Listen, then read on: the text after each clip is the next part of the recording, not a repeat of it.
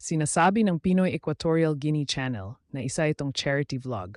Makikita ang malaking pagkakaiba nito kumpara sa mga tunay na ethical vloggers. Sa halip na mag-focus sa tulong o proyekto mismo, ginagamit ng vlogger ang buhay ng mga African bilang pangunahing content. Ginagawang open book ang kanilang personal na kwento, pati na ang mga isyung dapat sanay pribado. Samantala, ang sarili niyang imahe at pamilya ay ipinapakita na perpekto at walang bahid, na nagiging paraan upang palakasin ang kanyang reputasyon habang pinapahina ang pagkatao ng iba. Sa ganitong gawain, hindi na ito maituturing na charity, kundi isang uri ng exploitation dahil ginagamit ang kwento at kahinaan ng mga tao bilang content para sa kita at popularidad.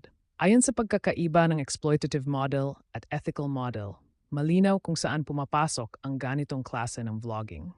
Sa exploitative model, ang vlogger ay direktang kumikita sa pamamagitan ng AdSense, sponsorships at donasyon mula sa videos na starring the family. Karaniwang content nito ang a day in their life, family's big challenge, o crying for help, kung saan ang pamilya o taong tinutulungan ay ginagawang sentro ng kwento.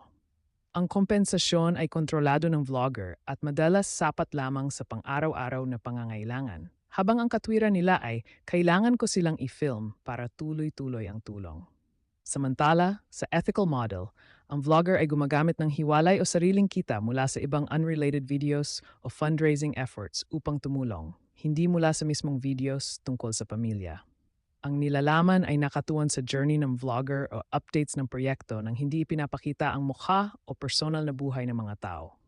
Lahat ng pera o donasyon para sa kanila ay inilalagay sa Protected Trust Fund o savings account na sila lang ang may access. Ang katuwiran ng ethical vlogger ay pinupunduhan ko ito mula sa tagumpay ng iba kong videos o sa isang malinis na donation drive. Mahalaga ang kanilang privacy.